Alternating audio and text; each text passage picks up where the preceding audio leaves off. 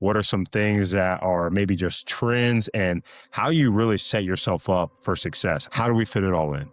I think I've just really been enjoying strength training Who are you when no one is watching? recently, whether that's exact or a similar Yeah. question, really made me think more so of like who I am at work. Be who you say you are. Do the things you say you're going to do. What are some of our non-negotiables? I think our first one is just some sort of movement daily. People will have an excuse. I don't have time to meal prep. The kids are running around all day, or I can't get daily movement in. Probably the biggest challenge would be if you don't have a supportive partner. If you want to actually see results from your work in the gym and your nutrition is crap, you're not going to see the results. Yeah. I don't necessarily think it has to be like a lifelong, every single day thing, but I think tracking your food. Sorry, I'm getting emotional. I think that I know I'll never be like perfect as a mom or a wife. Sometimes I beat myself up because I just, sometimes I get impatient easily or frustrated. I think it should make you emotional. Like, it's hard. It's hard being a parent.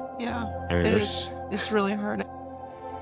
but I think we want so much for them and we want so much for each other that we're so hard on ourselves sometimes. Welcome back to another episode of Between the Reps. I'm your host, Granger, and I'm excited to bring you guys another episode. We are on episode 12 today, and I am joined again by my fiance and favorite person in the world, Emily Kight. How are we doing today? I'm good. How are you? I'm doing well. I'm excited to have a conversation with you today and just kind of talk about some fitness things and really dive into kind of your journey on fitness and really get into more of how to get started and what are some things to look for, what are some things that are maybe just trends, and how you really set yourself up for success. I know us having two girls under two, how do we fit it all in? How do we get our workouts in? How are we able to plan our meals each and every day? How are we really able to dial in like that routine and build those habits together? So without further ado, let's get into the show. How's your weekend been? It's been good. It's been pretty chill, which has been nice, but it was nice to get out of the house for a few hours today. Took Sage to the trampoline park and met up with a couple of your friends that we haven't seen for a while. So it was fun. Yeah, it was good. It was good. So I know we're not super big fans of the trampoline parks and like I feel like bowling alleys and zoo, definitely the zoo. But it was good to like you said, see some of my friends that we haven't seen in a while and just see their kiddos that are growing and getting older has been crazy to see just the stage of life that we're in, to watch our friends start families and as they grow. So other than that, what else have we been up to? Nothing really, I guess, really just hanging out. Our one daughter actually is sitting right beside us. So if you hear little sniffles and snotting, it's baby Lennon. Lulu. She is not ready for bed, I guess. So she gets to hang out with mom and dad while we record this episode. And that's kind of what we're going to talk about today. How to fit it all in parenthood. What are some things, Emily, that you're looking forward to as we go through these next few months? I think we're about 115 days away from our wedding. 104. 104. Wow. Okay. Mhm. We got our bands yesterday, so excited about that. And I feel like the hard part is over now, I guess, for the most part. What are some things in regards to your fitness that you're looking for? I know you've kind of changed your routine on how you're going about the structure of your week to week plan. So like talk about that and what that's been this past week. I know you kind of changed up some of the things that you're doing and you kind of have a new focus. So what's that been like? Yeah, I think obviously we had the half marathon in April, which was great. And I think it was like a big motivator for me as I was getting back into things postpartum. Yeah. But I think I've just really been enjoying strength training. And I think that's my biggest focus right now is just getting stronger and really dialing in my nutrition. I feel like this week we did great with just tracking and hitting our macros every day. And I think I'm just excited to see what staying really consistent in terms of my strength training workouts and my macros, making sure I'm getting enough protein and not overdoing it on the carbs and the fats, but also getting enough of those as well. I feel great, and I think I'm just excited to see what dialing in on those 2 things for For the sure. next couple of months looks like. Yeah. And I completely agree with you in regards to the nutrition aspect of it. I know we do a really good job normally, Mm. even not tracking, we're pretty consistent. But even just this week, the difference I've seen in my workouts, especially that track workout I did on Thursday, just my nutrition is really dialed right now. And knowing my macros, knowing where I need to be each and every single day has been really good for not just my physical health, but just like mentally too. I'm clear at work. I feel energized because I'm getting enough of those carbs and those fats, and I'm not overdoing one or the other. I'm really, really locked into what my body needs each and every day. So I think that's probably been the biggest thing I've seen. I know ending phase 2 and going into phase 3 that I'm excited about doing is really dialing in that nutrition piece. I think you spoke earlier this week on you kind of cut out caffeine. Yeah. What was the reason behind that? Is that something you're going to do long term? I know we haven't really talked about it, but this week you were, I think it was Tuesday or Wednesday, I woke up and you're drinking hot water. So talk about that a little bit. And Yeah. Well, I drink way too much caffeine. Like, yeah, I genuinely drink coffee pretty much all day long.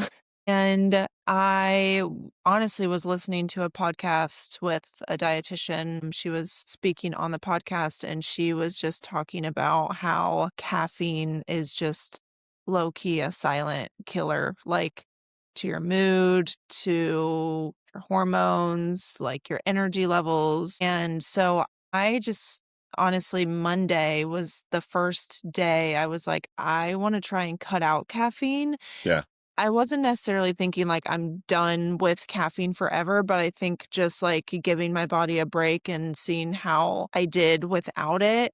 And I wanted to try drinking hot water first thing in the morning. So I didn't drink any caffeine on Monday.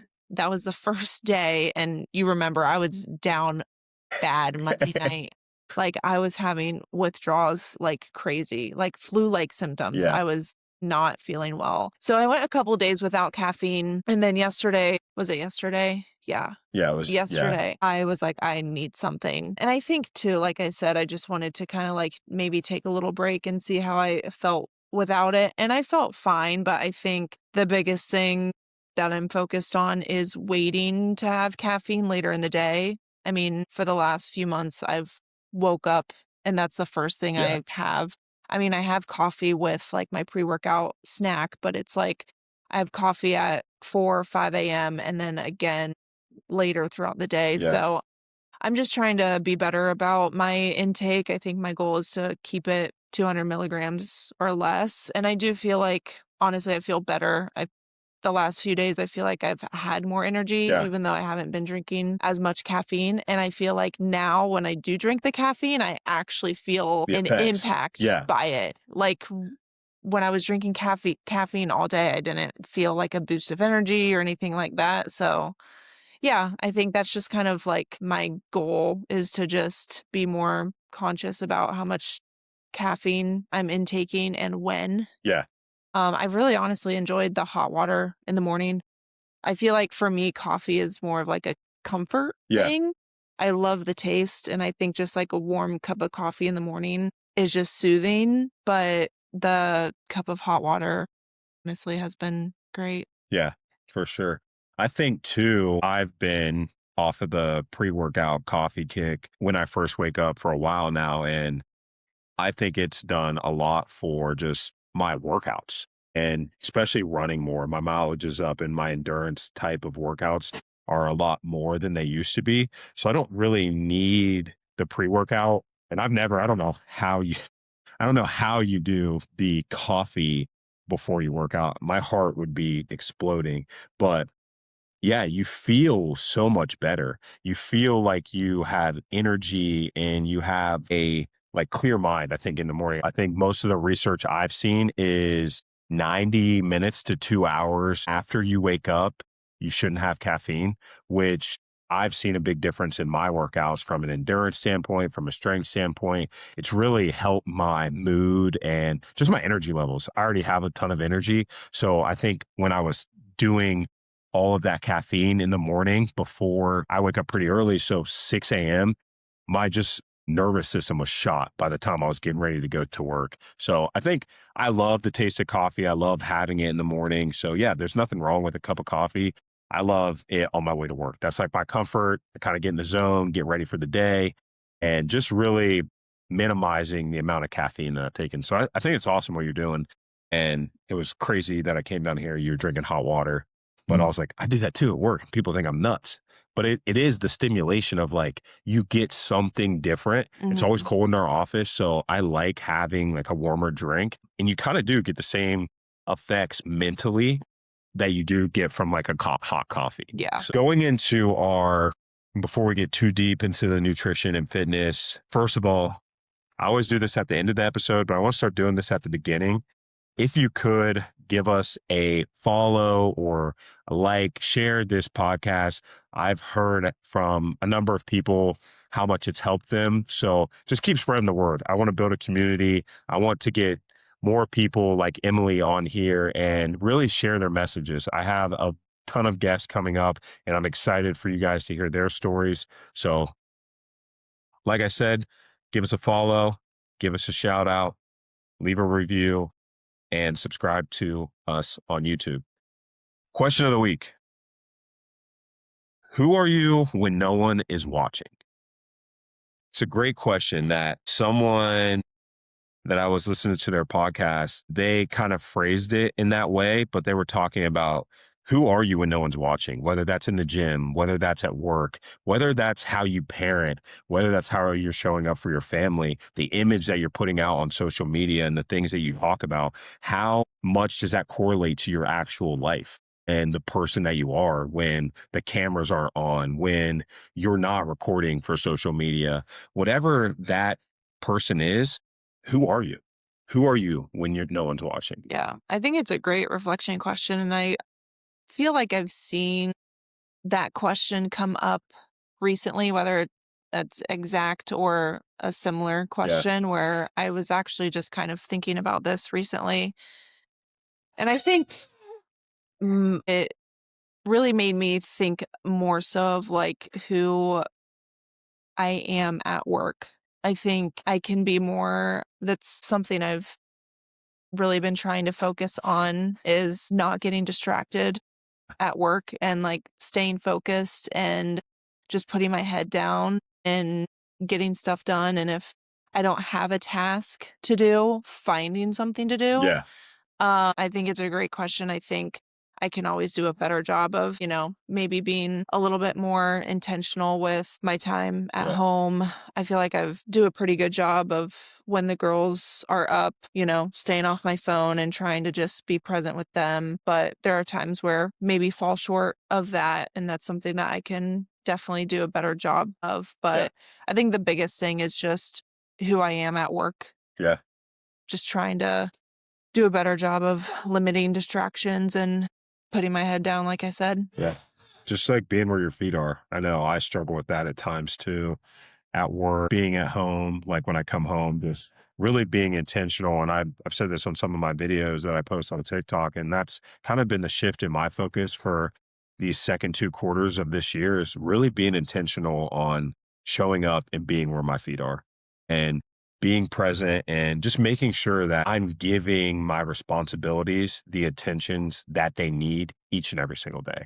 And it's hard to do. You get so caught up with life, with other distractions that you have and hobbies that you have. And sometimes those become consuming, which I don't think there's anything wrong with having hobbies or having goals that you want to pursue, but also still making sure you're showing up for your responsibilities. And that's been so important, I think, to me, is to focus on that and really show up for you guys and making sure I'm present at home, not being on my phone, the time that we get together, just really being intentional on that. Even like last Saturday, just the bike ride we got to have together. It's a few hours.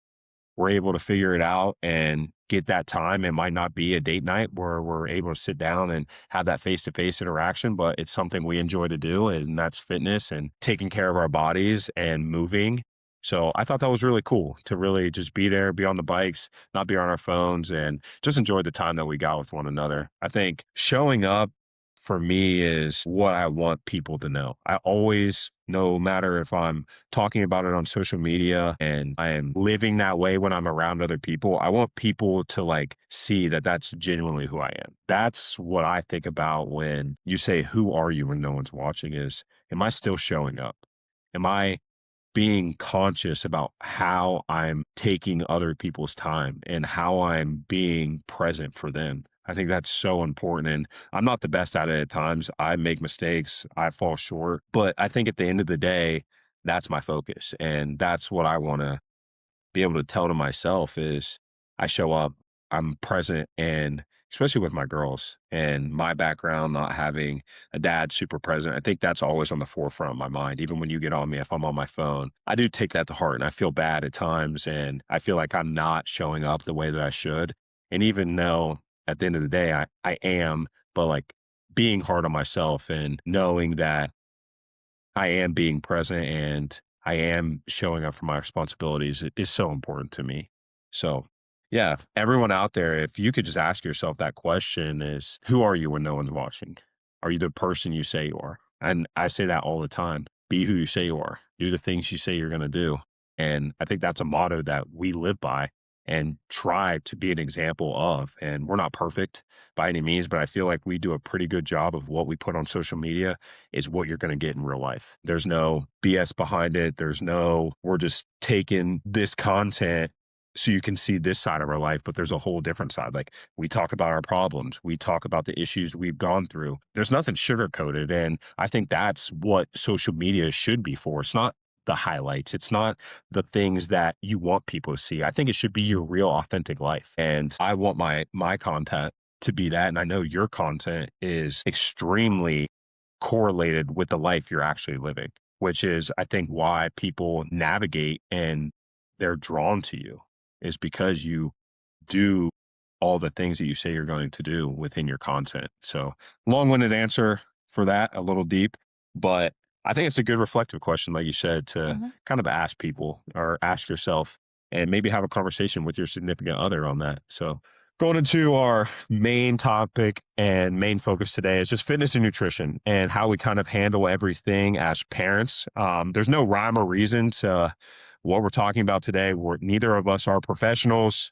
We are giving you this information because it worked for us. And I think it's been a baseline and a blueprint to do the things that we want to do in life and still achieve the goals that we have in mind. So I think the first thing we talk about, like, what are some of our non-negotiables? I think for fitness results, whether that's building a half marathon prep or building strength, what is the results that we're looking for in life?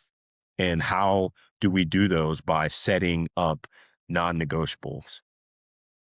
I think our first one is just some sort of movement daily, Yeah. even on our rest days. I feel like we typically get out for some sort of like walk or go to the park or something. I would say meal prepping Yeah. is another big one. I mean, that's huge, Yeah. and it really doesn't take that much time. It It doesn't. takes an hour out of your week, and it just sets you up for success, and I feel like that has been honestly the biggest help in terms of staying consistent Yeah. throughout the week, especially if it's just prepping your lunches. Like, it's Yeah. something, and it helps reduce that decision fatigue Yeah. when you Kind of talk are. about that a little bit, the decision fatigue, not to cut you off, but I think that's super important. Yeah, I mean, just to give an example, like if you're at work and you're trying to figure out what to eat for lunch, you open up your fridge or you are rushing before work to pack your lunch or whatever. It's like you're throwing in some random items or you're taking time to figure out, okay, what should I eat? Yeah. I don't know. I think for me, it's just knowing what I'm going to have for lunch every day throughout the week is just a huge help. Yeah. I mean, I don't even have to think about what I'm gonna eat for Yeah. lunch. And again, I think it's just helps me stay consistent every single day. Yeah. But I think that's the biggest thing is just like you don't even have to think about it. It's just this is what I meal prepped. This is what I know I'm going to eat. So I'm going to eat it. Don't have to think about it. Don't have to stress about warming or making food last Yeah. minute or grabbing some random items and then being thrown off the rest of the day. So, Yeah. And I think with our two big non negotiables are the movement daily, meal prepping, and I would say the communication within our personal lives, not us together, but Emily and then Granger. I think those are our three non negotiables is having that communication, you with your run club stuff, me with my training or my dadletics group that I go with on Thursdays. And to kind of hit on those three, like I want to break them down because people will have an excuse. I don't have time to meal prep. The kids are running around all day, or I can't get daily movement in because I don't have a partner that will communicate with me or allow me to go and do the things that I want to do to get my movement in. So I think to just kind of hit on some of those pain points that people may have in regards to those three areas that are our non-negotiables. I think our core non-negotiables, there's a few others, but I think those are the core ones that I think we live on daily and that have helped us set this blueprint. So what would be if you're a young family, you're starting off and you're getting into your fitness journey? I think what is one thing that you could see a challenge being when it comes to getting daily movement in? what challenges do I see? Yeah, yeah, I mean, I would say probably the biggest challenge would be if you don't have a supportive partner. yeah, Like maybe your partner isn't active, so it's not a priority for them. yeah, That would make it much harder because I don't know if they would necessarily understand why you are wanting to get daily movement in. I feel like that is probably one of the biggest challenges, but I think it's just, again, goes back to communicating like why, yeah, it's not just to look good and feel good. It's just what you need mentally. I think everyone should take at least 30 minutes out of their day for themselves yeah, to do something just for their mental, emotional health. I would say another challenge, I guess, would just be time. yeah, But I mean, I'll be honest, this might ruffle some feathers, but if something is important to you, you're going to make it a yeah, priority whether that's moving daily, meal prepping, like if it's important to you, you're going to make it happen. You're yeah, going to find time and it might take some sacrifices, waking up a little bit earlier before the kids, going to bed on time, not doom scrolling at night. I think I would say those are probably two of the main challenges. yeah. I would say those are probably the biggest challenges that I see with people that I talk to or people that are in a new relationship. That's probably the biggest one that people, when they get into a new relationship, is not setting that expectation in the beginning. And I think you have to do a good job of the communication aspect of your relationship and knowing what's important to you, that what fills your cup. So I think if you're able to have that communication piece, talk to your partner, make sure it's a priority, but then kind of pull them along. Like you said, we go on walks, we're taking our girls to the park. Maybe go to the park that's a little further. Don't get in the car and drive, grab the stroller, go on a family walk. Some sort of movement to start your journey. It doesn't mean you have to go spend 60 to 90 minutes in a gym. I get that's hard to Mhm. go and find a gym. We are very blessed that we have a gym right down the street from us that we can walk to every single morning, that we have full access to 24/7. That is really kind of our gym in a sense of there's not a lot of people that go there.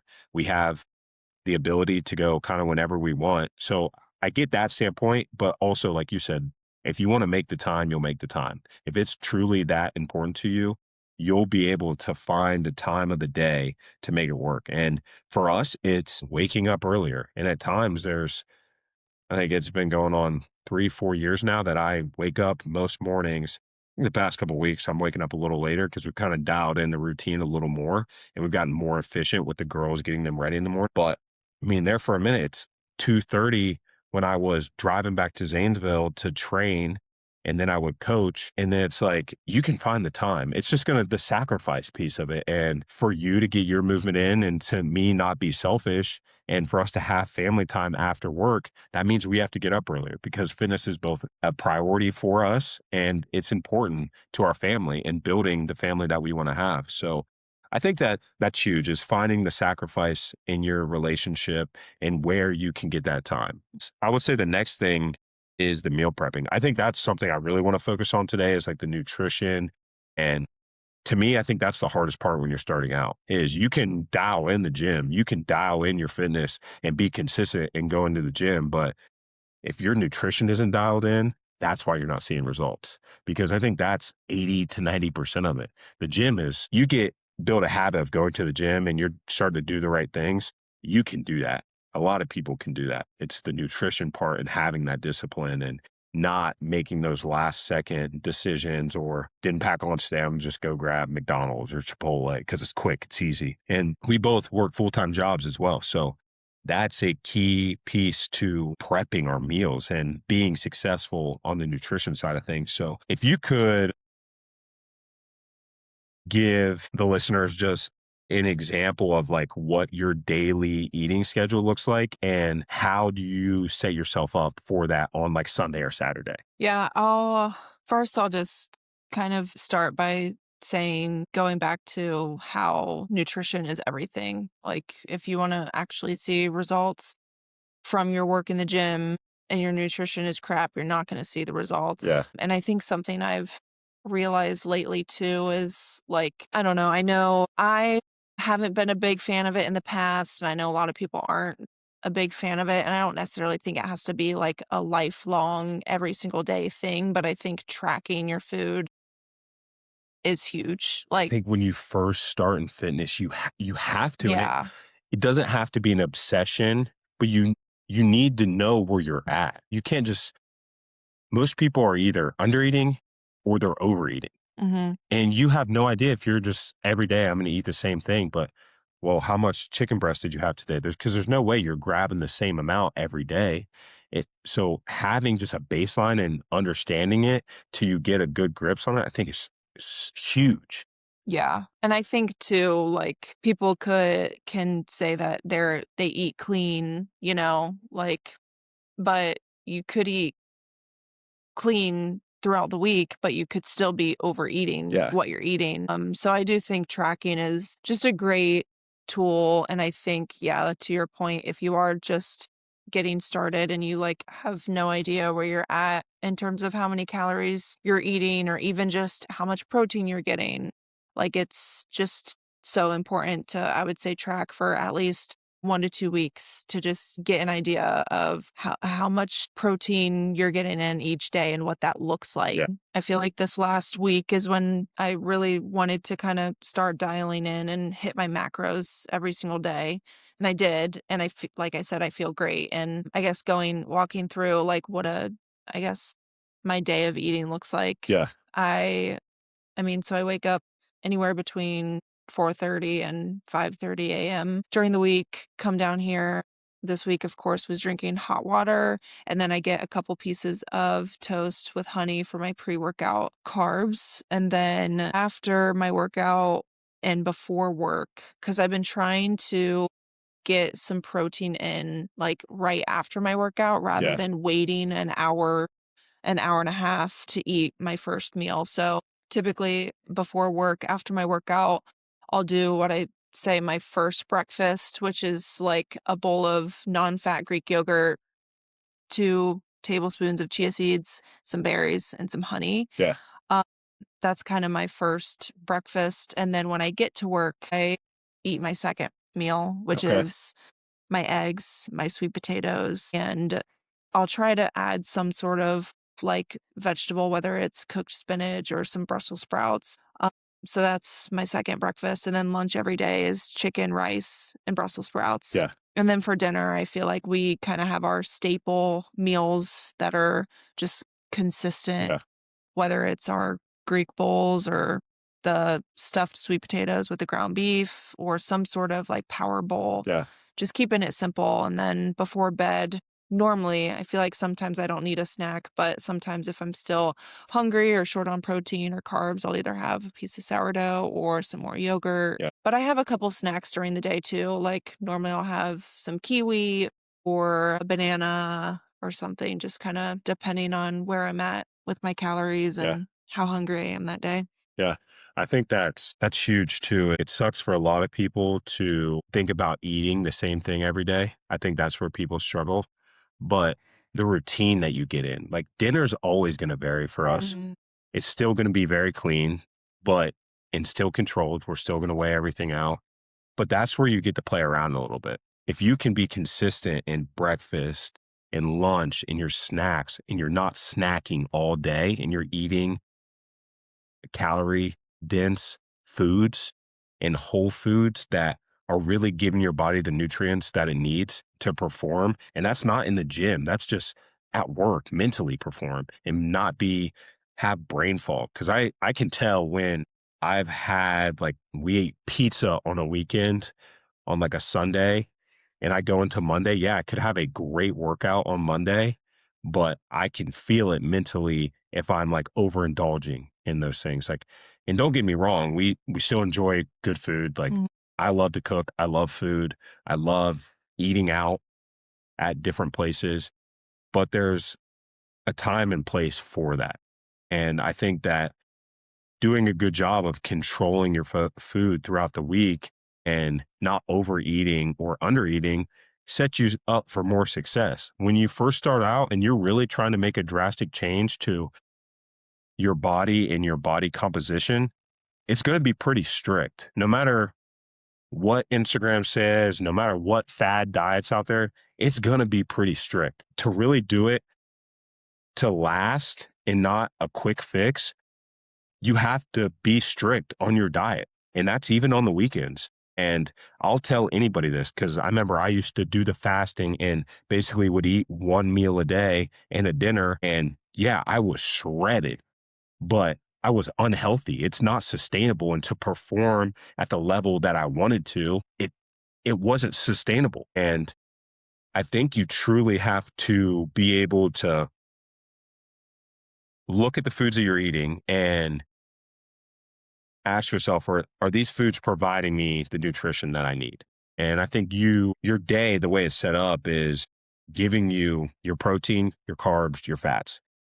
Don't overcomplicate it. And I feel like you do a great job of not overcomplicating it. You keep it real simple.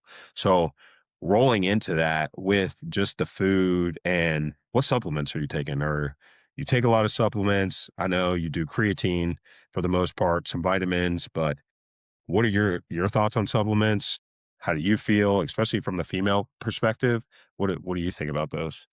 I mean, really the only supplement I take is creatine, and then I'll do the collagen peptides and like my vitamin D. Yeah, But I mean, I feel like creatine is huge. I feel yeah, like if I was, and again, I'm no professional, but if any female were to come up to me and say, "What supplements should I be taking?" I feel like I would say creatine, if yeah. anything. But I think we had this conversation a little bit earlier in terms of like people using supplements To supplement. thinking it's going to, I don't know, give them the results that they want. But supplements are to supplement your nutrition. Yeah, If your meals are out of whack, the supplements aren't going to do anything. yeah. So yeah, I mean those are the supplements that I take. The biggest ones. There's like the GM1 Sport. That's more of a performance thing that we'll take like around preps. We're not taking that every day. I do creatine, protein. It's really about it. I don't really do pre-workout anymore just because it messes with my runs, like I said. But I think you keep it simple, especially when you're starting off. Don't go to GNC right when you're going to get into fitness and buy all these different supplements. Because for one, you don't know how your body's going to react to them. You should probably seek professional help before you go and buy all this stuff, in my personal opinion, and really just understanding what's best for your body and what are your goals. At the end of the day, I think protein's great. Get the right type of protein. I think creatine, every male, every female should be taking at least 5 grams a day, if not more. I know I take 10 or 15, I think. I think 10 on most days. And just figuring out what works for you. Like you said, nutrition is going to be 80% of it. So I think with the supplements, I think you have your plan for your fitness, your programming, you have your meal plan, you know what you need. What do you think would be the next biggest thing in regards to someone's fitness journey? Whether they have the fitness plan, they have the nutrition plan. What do you think is the next thing people need to focus on when they're getting into their fitness journey? I would say the biggest thing is thinking of it long term and not thinking that it's going to be a quick journey. Yeah. I think a lot of people start and then they get discouraged or they're not seeing results as quickly as they want and they just kind of give up or whatnot. But I think we're not on a diet, Yeah. like this is a lifestyle. It's how Yeah. we eat, it's how we live. And, the aesthetics will come with it, Yeah. just with how we are eating and moving and just being intentional with what we're putting into our body to just function our best Yeah. daily. But I would say just patience and consistency and just not getting discouraged. Yeah. And I think too, trying your best not to compare your journey to anyone else on social media or your friends or your coworkers or anything like that. Like, say, yeah, just thinking long term and staying consistent, staying disciplined. I think that's huge. I would say if I was a dad or a mom, I got two little kids at home. Hey, Emily, I'm trying to work out. I just don't have time. The kids are crazy. I just don't know where to start. I don't have a meal plan. I don't have a fitness plan. What is something that you could give someone, a piece of advice that you've taken now postpartum, mom of two, on your journey to help them out, like to get them started or just to get a sense of like they're taking a step in the right direction? I would probably say three things. The first one would be aim at least 30 grams of protein in at every meal. Yeah. I mean, that's in total, that's only 90 grams of protein throughout your day, which you should be consuming more than that. But 30 grams of protein, breakfast, lunch, and dinner is just going to kind of give you a baseline. Yeah. And you'll start to be more intentional about your meals and making sure your meals are balanced, right? Protein, and then you'll add your carbs and then your fats. And that'll just help you stay consistent throughout the day. If you're getting three good balanced meals, high protein, you're going to feel more satisfied. You're not going to hit a crash in the middle of the day. You're overall just going to feel better. So that's kind of my first piece of advice I would tell them. My second would be still around nutrition, would just be focusing on whole foods. I think that's big, just trying to incorporate more whole foods into their diet. I would say the third would be just trying to get 30 minutes of some sort of Yeah. movement. It doesn't have to be anything crazy. It could even just be stretching. It could be a walk. It could be whatever you enjoy, Pilates, strength training, and just finding something that you enjoy, something Yeah. that you're going to, you know, actually want to wake up and do. I would say those are probably my top three. There's probably more that I would, give, but I would say just for someone starting out, those would be the three things I would focus on. 30 grams of protein every meal, Yeah. daily movement for at least 30 minutes, and focus on whole foods. Yeah. Yeah, for sure. And before we move into like how we manage kids and our fitness and nutrition, just our day-to-day life, something I think I've been seeing a lot in the fitness space and just people, I mean, sometimes digging in the comments on things is from an economical standpoint. If you're a single dad or a single mom and life's hard, I grew up with a single mom, Mhm. it's expensive. Two boys, that 8 are out of house and home. Some go to just nutritious meals for a family at a good price and just how would someone navigate that? And groceries are expensive. We're fortunate enough that we both have good jobs. We're able to go buy the things that we want at the store. what would you suggest to someone maybe that's in a situation where they want to eat better, but sometimes it's cheaper to go to McDonald's or grab the Tyson chicken nuggets? What would you say to that person, or some ideas or places to shop to help them out? I mean, my first piece of advice would be, like, your healthy meals don't have to be anything crazy. Yeah. I do know, it's a little unfortunate that it can sometimes be easier to eat crappy food, Yeah. but I think you also have to think about it's an investment towards your long-term health. But I would say, again, like, keeping your meals simple. Yeah. Rice, sweet potatoes, Yeah. like, in bulk, finding some fruit, stocking up on some chicken breasts, ground turkey, whatever it is. I would say for someone who would be in that situation who is just trying to eat healthier, maybe choose a few bulk items Yeah. to stock up on and use throughout the week. Yeah.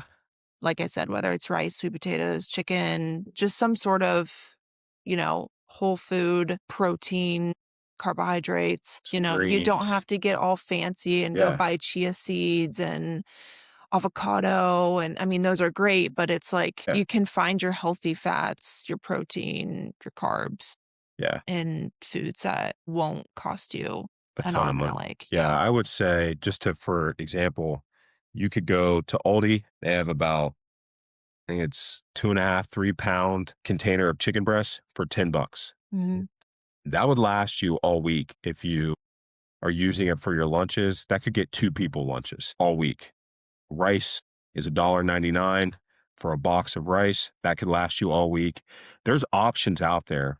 Yes, there are some really good things you can get, like you said, the chia seeds, all the extras that you kind of see on social media. That's not what it is. That's not how every person is living. You don't have to have steak for dinner every single night. Ground turkey is just as good. Mhm. Ground beef is just as good. There's ways that you can promote healthy lifestyles within your family that's not going to cost you an arm and a leg.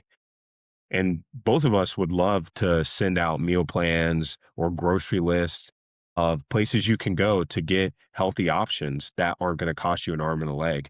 I know, like I said, my mom, she did everything she could. We didn't have the craziest meals at times, but we got the nutrition that we needed. And we got food that lasted us all week at a reasonable price. And there's options out there. You have to do some digging. You have to get creative. You definitely have to get creative, but there's ways that you can do it. And I think at the end of the day, too, by not going to McDonald's or Taco Bell or Burger King and getting these healthier options, it's probably going to save you money in the long run because that stuff lasts longer. I know when I would go to the McDonald's, when my mom would take us there, because we ate that a lot when I was younger. I mean, she would still spend 20, $25 because I would order 4 McChickens and a large fry and a double cheeseburger. And I would eat all of that. And that was just as expensive, I think, as maybe her going to the store and buying a 3 pound thing of chicken breasts for $7, $10 at Aldi and her cooking that for my lunch all week. Or being able to have these other options that are better for me in the long run. And I think that's something we're trying to do with Sage is she eats everything we eat, and Lennon will do the same when she's able to have solid foods. And you just expose your kids to more. Like Sage loves cucumbers and they're 79 cents at the store. That's just small options like that instead of her getting French fries or chicken nuggets. I don't think we've never taken her to McDonald's. I don't think she's never had fast food. She's had Chipotle, I think, is the closest thing to fast food.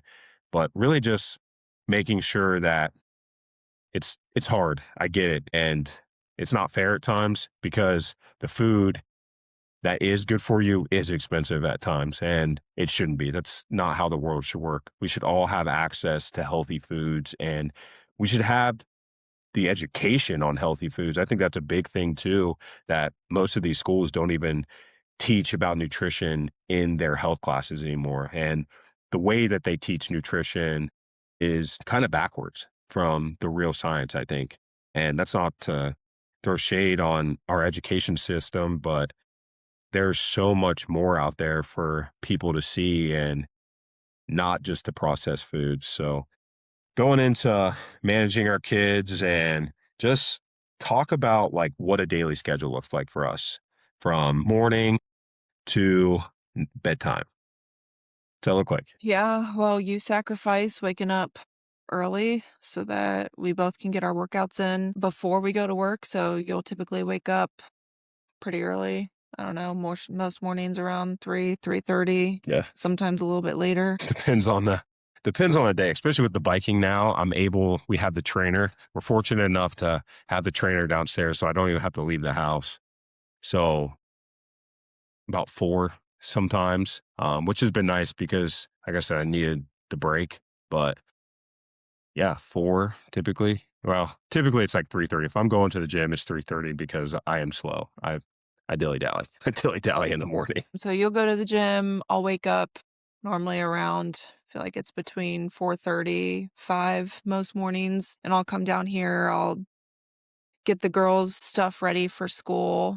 So I'll pack Sage's lunch, I'll do Lennon's bottles, I'll make my pre-workout, which is typically a couple pieces of toast and honey. I'll do my coffee or my hot water. I'll sit here and I'll do my little devotional and just kind of wait for you to get back. And then once you get back, I go and you typically come back, you either run or do whatever, and you get Sage's breakfast ready. I feel like it kind of depends on the time of day. Sometimes you wake up the girls and get them ready. Sometimes we do it together when I get home. And then most mornings, once they're ready, you head to work. I'll take them once it's time to head to daycare, and then I'll drop them off. I'll head to work. We'll both work our days, pick up the girls, come home, clean up a little bit, do dishes, get dinner ready, give the girls a bath. Typically, we go to the park with Yeah. Sage, let her run around outside for a little bit before we come back and eat dinner and do bath time. And then we just kind of chill, Yeah. You've go been to on bed a pretty early. Love Island kick. Yes, Love Island. I'm excited to watch after we record. I'm excited for the back rub. I've gotten a back rub. We lay on Sage's mat and she gets to watch Love Island and I get a back rub. And I will sacrifice watching Love Island for a back rub because that is great. You go to bed, I'm out. It's nothing better than a back rub. But yeah, there's kind of a routine. I feel like that's one of my best parts of the day is going to the park when we get home or sort of realize this more, getting the girls ready together in the morning. Mm. Because one of them is being funny or in a bad mood, and most of the time, Sage is the goofiest little girl in the world, dude. When she gets up in the morning, you're either getting a Sour Patch Kid or you're getting the sweetest little angel in the world, and there's no in between. There's no in between. And Lulu is just in her own little world. She's just chilling, she'll just be looking up in her crib. And now that they're in the same room, it's so cute to see kind of the relationship that they're building. But sorry, getting scatterbrained here. Back on to raising the kids and how we manage everything. The sacrifices we've talked about, like me getting up early, you being a huge help in taking and picking the girls up from daycare, which allows me to be focused at work and be there to do the best job that I can to help you guys out in the best way that I can from that standpoint. So talk about what like sacrifices, like what you've learned from that, how you've had to navigate that. Cause I think we both learned, cause I feel like I'm pretty, not selfish, but I feel like I've always been a selfish person. So having kids and getting other people into my life, what has that been like for you in regards to learning about like the sacrifice to make this work and get everything in that we need? I guess to start, I would say I feel like every day is the same, Yeah. which you kind of said, but I love it. Yeah. It just like it's routine and there's no, I mean, yes, parenthood, there's surprises Yeah. here and there, but when you have a routine, it's just creates structure and again goes back to reducing that decision fatigue. Yeah. I mean, the first sacrifice would be waking up before the girls. It's a sacrifice, but it's like, again, also an investment in myself. Yeah. Like, if I sleep in and the girls wake me up, I'm, like, frazzled, you know? Yeah. It's just it throws your entire day off. There are some mornings where I do not want to wake up. Like, I just want to stay in bed, but I know that if I keep sleeping, if I don't wake up, even if I don't work out, even if I'm just, like, taking 30 minutes to just either do a devotional or get things ready for daycare or just, like, be with myself, Yeah. I just, like, feel so much better and more at ease when the girls do wake up. Yeah. I mean, so that would probably be the first sacrifice. Um, I think what I've learned from, like, becoming a mom and making sacrifices is just, like, I don't know, almost like being a servant to others in a way, you know? Obviously, they're my girls and we're a family. So I think it's just like stepping out of my own world Yeah. and not doing everything for myself. I think, again, it goes back to like me waking up early. Yes, it's for myself, but it's also for them because I'm going to be in a better mood. I'm going to just be more present, Yeah. probably more energized, like, I have stuff ready, I'm not gonna be rushing around, behind, frantic, like so I think, yeah, I would say the biggest thing that I've learned from sacrificing is just knowing that I'm not just living for myself, I'm Yeah. living for others and my family. Yeah. That's that's a big thing I've had to learn too, I think, is the whole it's bigger than you. You're doing this for yourself, an investment in yourself. But at the end of the day, it's so much bigger than what you want out of it. It's what they're going to see, the example we're setting. So I think it's huge for the direction we're trying to go in. What you spoke on the foundation and the routine that we have. I think that, like you said, when things do pop up in our lives that are unexpected, or we have to shift our schedules around, I think because we have that foundation, that routine, we don't really ever get like super stressed out about things because there's already that baseline. And we, I think, both do a good job of not getting too high, not getting too low. Like, we're human though.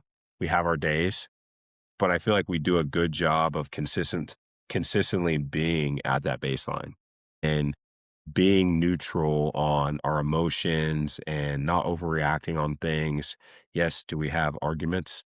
Do we have different opinions about the kids and how we want to do certain things? Yes, but I think at the end of the day, the communication is there, the respect for one another and how the other is feeling is there. So I think that's huge in how we're raising our family and the things that we're doing. So what would be, I think, challenges that a family trying to build this foundation, what are some things they can do to avoid some of those challenges while building that foundation? I mean, I would say, to your point, just communicating with your spouse or whoever Yeah. and working as a team, I think it's something that I have gotten better at, but am still working on of just like not getting frantic Yeah. and trying to stay like calm, you know, if surprises do come up, I think it's just, you know, it is what it is. We're gonna figure it out, Yeah. you know? It's not the end of the world. Everything happens for a reason, Yeah. you know, which can be harder said than done, but I think, like, I've been trying to just, like, take a step back from the situation when I feel stressed or overwhelmed or whatever and just, like, taking a deep breath, and I've even just been trying to practice, like, more gratitude, like, if Yeah. I am stressed or overwhelmed, just, like, trying to just get back to, like you said, here. Yeah. Like, but I don't know, I guess advice, I would just say communication and just trying to remember that, you know, everything's gonna work out. Yeah. Yeah. You can't necessarily control what happens to you, but you Yeah. can control how you handle the situation.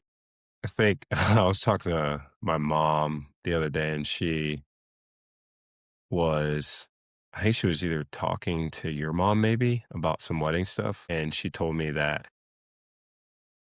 you do a great job of reeling me back in sometimes because I am like always super energy, super high, but I think I need that to come down a little bit. Just how you're still working on like the not reacting to situations a certain way and just being more of like right here in that neutral position.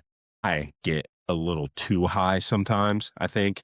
And I think we're yin and yang. You do a really good job of reeling me back in. And then I also think I help push you a little more to go after the things that you want to go after, whether that's in fitness or in your job. And just seeing like how much confidence you have inside of you and just you projecting that to the world because there's so much things that you can do that are going to benefit other people. And I see that every day and see how hard you work, see how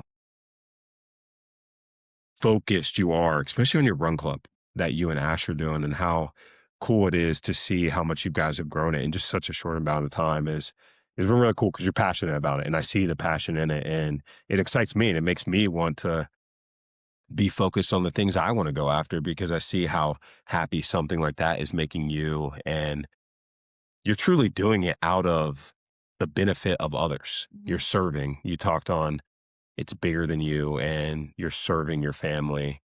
You truly are serving other individuals and you don't even see it just by the questions that they're asking you. And you're not doing it for money. You're not doing it for the clout or the likes or the followers. You're doing it out of the pure happiness that it brings you. Yeah. And I think people that do that are going to succeed in anything they do. I think that's huge. And I would say that I want to hit on some face stuff and then just a big takeaway that you could say from the past 6 months. What's the biggest takeaway that you've had from whether that's in fitness, your family, growth in motherhood? What is one of the biggest takeaways that you've had from these past 6 months now heading into this last half of the year? I would say before Lennon was born, I was like really nervous about what life would look like having two kids, Yeah. how we were gonna I think I was stressed out about how we were going to settle into a new routine or what that would look like Yeah. or whatnot. But I think again, it just kind of goes back to what is it most important to you? You're going to make it a priority and you're going to figure out a way to make it work. I think it's also having a partner who knows what you need Yeah. and is supportive and allows it to happen, you Yeah. know? But I would say, like, again, I think a lot of moms, maybe you're pregnant or you're not pregnant yet, or you've had your baby and you're just still kind of, nervous about getting back into it or just don't know where to start. Like, I think just finding what works for you and just trusting yourself and tell your partner what you need, Yeah. you know? If they love you, they're gonna support you and they're, gonna help give you the tools and the availability to go do what you need, Yeah. you know? You're the father to your kids is not babysitting. Like Fast. like, if you wanna go take 30 minutes to an hour to yourself, Yeah. you should be able to do that. But I don't know. I think that does that answer your question? I think it does because I was worried about that as well. I I think know. it's just it can be overwhelming Yeah. to think about, like, anything in life. If you're thinking about how you're going to handle a situation or how you're gonna make things work, Yeah. whether it's financially, whether it's something you're working on at work, you're about to have your 3rd baby or whatever, like, it can be overwhelming to think about how things are gonna work out, but Yeah. it's just, like, trusting yourself, trusting God if you're religious, trusting the universe, whatever, Yeah. that like you're going to figure it out Yeah. and things are going to work out. And even if there's a failure somewhere along the way, like it's not a failure, it's Yeah. just a lesson and you'll grow from that and you'll learn from that. Yeah. I think that's spot on with how I was feeling too. Coming in, I mean, we had a pretty good going to work out. We got it dialed in, and then bang, another one's coming. And so I think maybe this was coming from a selfish perspective of, wow, I'm not going to be able to work out as much. I'm not going to be able to do as much.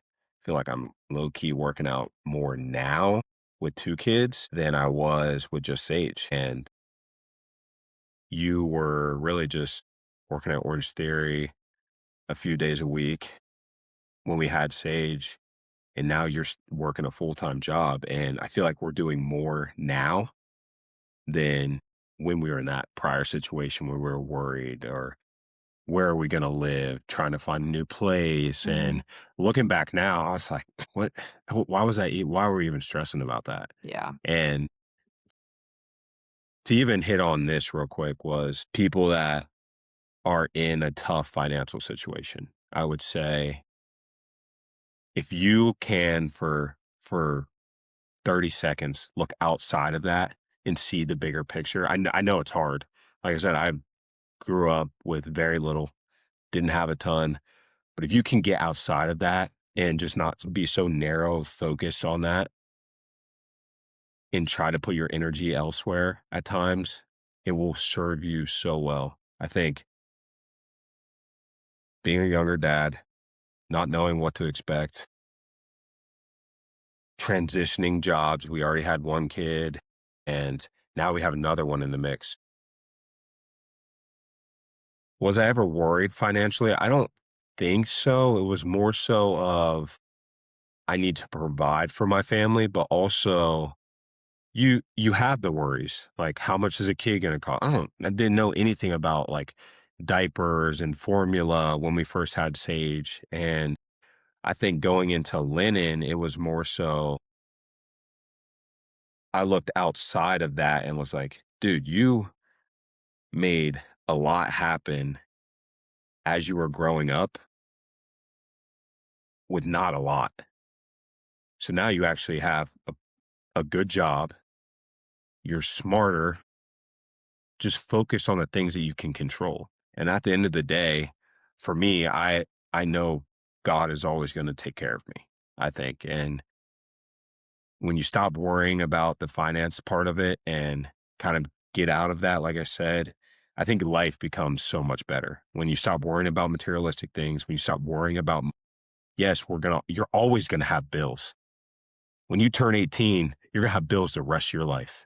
If you're constantly worrying about that and constantly dwelling on that, that's all that's going to consume your life. Yeah, we don't have millions of dollars, but we always find a way to make it work. No matter what it is we're doing, stuff is just going to keep getting more expensive. We can't control that. We have zero control over what happens in the economy. We can vote, we can do whatever, but at the end of the day, we have very little control. So if I'm constantly dwelling on those negative situations and being in that negative headspace, that's all that I'm going to invite into my life is negativity. So try to get outside of that and it's easier said than done. I know. Trust me, I have been there. But get outside of that and just focus on the things that you can control, the gratitude piece of it, being able to be grateful for the things you actually do have. Because I promise you, there's someone that's worse off than you. There's people in these third world countries that don't have food to eat. They don't have clean drinking water. There's a ton of things that we need to be grateful for each and every day. So to hit on this last piece, the Bible verse of the week, Joshua 1:9. I have not commanded you. Be strong and courageous. Do not be afraid. Do not be discouraged, for the Lord your God will be with you wherever you go. So just talk about real quick that verse. I think it's very powerful.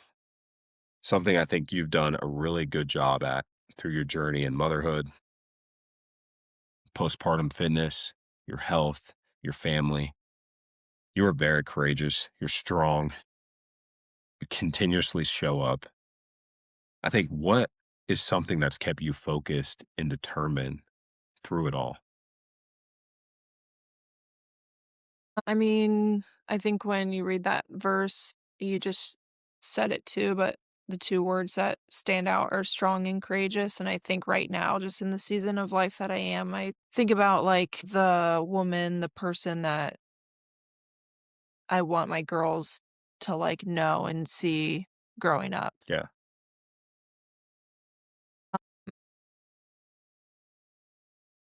Sorry, I'm getting emotional. Oh, it's okay.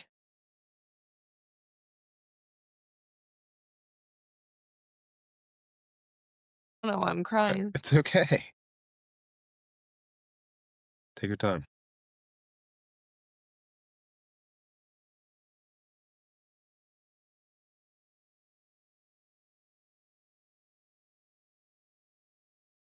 I think that I know I'll never be like perfect as a mom or a wife. There's a lot of things that, I'm still working on, Yeah.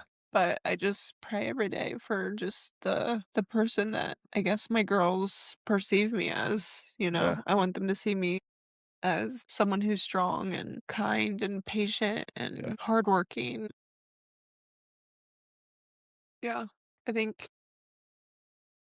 sometimes I beat myself up because I just, sometimes I get impatient easily or frustrated or overwhelmed.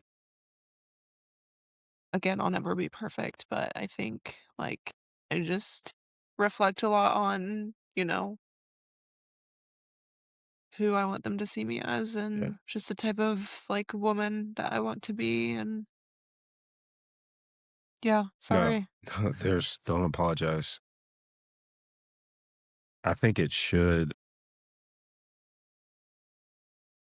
make you emotional. Like it's hard. It's hard being a parent. Yeah, I mean, it there's is. It's really hard. I think, you can like, if you're not a parent, even if you are a parent, I think you can look at someone and, either judge them for the way they parent or the way they handle situations or whatnot. But I think you also have to remember that everyone is different. Everyone has different triggers. Everyone has, grew up different ways. They were parented different ways. They're dealing with different life situations. But I think again, from the outside, it can be easy to judge. But yeah, I think like I mean, being a parent, being a mom, it's like the hardest job in the world, but it's the best job in the world. I mean, I've learned more about myself the last 2 years than I ever have. yeah, I've grown the most I ever have. And yeah, I mean, they make me want to be just a better person and like a healthier person, not just physically, but like mentally and emotionally. yeah, yeah. I think it's tough, tough, tough being a parent. I mean, there's days where I'm like, I'm not doing anything right. I'm not being the best version of myself. And I feel like we do a pretty good job at being parents. But I think we want so much for them and we want so much for each other that we're so hard on ourselves sometimes. And we have to take a step back and give ourselves grace. But it's hard to do. It's hard to look yourself in the mirror and always tell yourself that you're doing a good job and you're showing up the way you're supposed to. And I think if you can be better at one thing, there's probably 1,000 other things you're running through your head every day that you can be better at. I know that's how I am. I feel like I'm not the best dad sometimes, or am I parenting them the right way? And Sage is only about to be 2 and Lennon's 6 months. And we haven't been doing this very long, but I still think there's things that I could be doing better. And like you said, we're not going to be perfect every day. We're not going to have all the answers. And we've grown up 2 different ways. So what is our parenting style? I feel like we're on the same page for the most part, but there's times where we're not on the same page, and being able to navigate that, or if something does pop up in regards to the kids or how Sage is acting or getting frustrated because Sage won't sleep, it's hard. It's hard to do all the responsibilities that you have to do every single day, then also show up and be present and be cheerful. And B, it's not their fault because you had a bad day at work or I had a bad day at work. But when we walk through that door, we have to be mom or dad. And there could be 1,000 different things going on in your head or my head. So that's hard. And to all the parents out there that are struggling with that and trying to find answers, don't turn to the wrong thing to find answers. I think that life can get away from you so fast. Be able to talk to your partner. Like you said, tell them what you need because you can't do this alone. There's no shot in this world that I could raise these 2 little girls by myself. There's no way. To see that we both struggle at times, it's better knowing that we have each other than if I was doing this by myself or you were doing it by yourself. So if you're struggling out there and you need someone, please reach out to us or someone you feel comfortable with because this life is hard, especially all the outside forces that come into play, all the things that are going on in this world. Raising kids is tough. Raising kids in this generation is going to be tough. So we can do it together. We can show up and help one another because we all don't have the answers. So I think to wrap it up here, I have one last question. I'm interested to see your answer on this. So, where is God asking you to trust him even though you can't see the I think right now, just with my career, Yeah. like I honestly, I have no idea where I'm going to be or what I'm going to be doing in 5 years, Yeah. which is exciting. But I also think like, I mean, yeah, there's a sense of urgency behind it, but I also think like, I don't want to rush into anything. I feel like I'm just trying to trust God's Yeah. timing. And do I want to, I mean, do I love working corporate America? No. Yeah. I mean, I think there's maybe a couple other things I would much rather be doing, but I also think right now, just in the season of life that we're in with the girls, it's like it's good for us right now. Yeah. It's a stable job and income and benefits and whatnot. Yeah. But will I be there in 5 years? Who knows? But I think, yeah, just trusting the timing and God's plan with my career. And who knows, maybe next year something will pop into my lap. But Yeah. I think it's just like staying curious, staying passionate about like kind of my side passions and interests that I have going and just staying open to whatever he has for me. Yeah. I love that. Love that you keep pursuing things and you're betting on yourself at times and stepping outside of your comfort zone. I think it's huge. Keep doing that. Keep showing up. You're killing it as a mom. I probably don't tell you that enough. And I love you. I'm excited for all this stuff that we have going on and our future together. Excited to get married. Hopefully I cry when you walk down the aisle. I got a little choked up trying on the rings yesterday. I don't know why. I just never thought I would get married, and I'm glad you came into my life. I appreciate you. I love you. Well, me too. Well, everybody, it was definitely our longest episode. We had our first crier. Only guess. No, you had Brandon on. Yeah, yeah. We do Brandon have. wasn't gonna cry. Brandon wasn't going to cry, yeah. If Brandon would cry on the podcast, we'd have a problem. Just kidding. There's nothing wrong with guys crying. I think it's healthy that guys cry. But I'm glad that you joined me for another episode. Tune in. The next 5 episodes will all be new guests. So I'm excited about that. They're already scheduled. Again, guys, I love you all. Continue to show up for the people around you. If you're a struggling parent or just struggling in general, please reach out. Send me an email, shoot me a DM.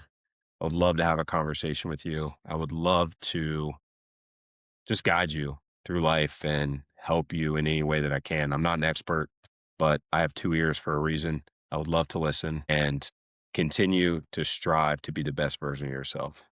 I hope you guys have a great evening, morning, afternoon, whenever you're listening this, and continue to be the person you were meant to be. I will see you guys in the next one. Goodbye.